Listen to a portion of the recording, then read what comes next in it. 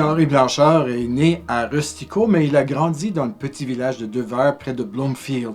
Il est devenu un éducateur bien connu, historien et aussi un grand animateur de la communauté acadienne, surtout dans la première moitié du 20e siècle.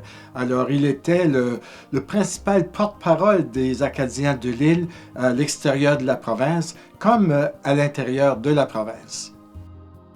Pour Henri Blanchard, l'éducation, c'était primordial pour le développement de la communauté acadienne. Et d'ailleurs, lorsqu'il assistait à la Convention des instituteurs acadiens de l'île en 1919, il est devenu un des fondateurs de la Société Saint-Thomas-d'Aca. Parce que pour lui, il fallait viser, il fallait travailler pour donner de l'éducation aux jeunes Acadiens pour qu'ils deviennent les leaders de la communauté, qu'ils deviennent des prêtres pour desservir les paroisses, qu'ils deviennent des avocats, qu'ils deviennent des hommes d'affaires. Alors dans le domaine politique aussi, il voulait absolument que les Acadiens prennent leur place. Donc il a travaillé d'arrache-pied pour cela pendant de nombreuses années.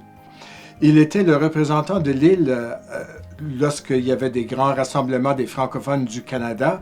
Et d'ailleurs, c'est lors d'une de ces rencontres à Québec dans les années 1930 qu'il a lancé un appel aux Canadiens français et surtout aux Québécois de donner un coup de main aux Acadiens de l'île et surtout au niveau de l'éducation.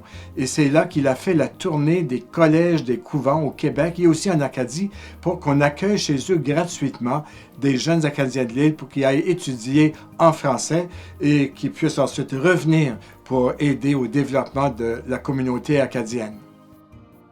Henri Blanchard s'intéressait beaucoup à l'histoire acadienne. Il a publié quelques livres sur le sujet à partir des années 1920.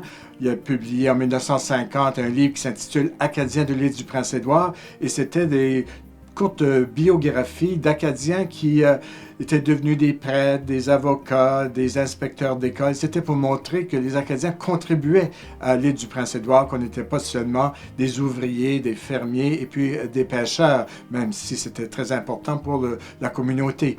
Aussi, il a été un membre fondateur de la Société historique acadienne de l'île du Prince-Édouard en 1955 et c'est grâce à cette société qu'on a mis sur pied le musée acadien de l'île du Prince-Édouard. C'était un rêve de Blanchard de voir ce musée et puis même s'il était assez âgé lorsqu'on a mis sur pied le musée, il a joué sa bonne part de ce côté-là.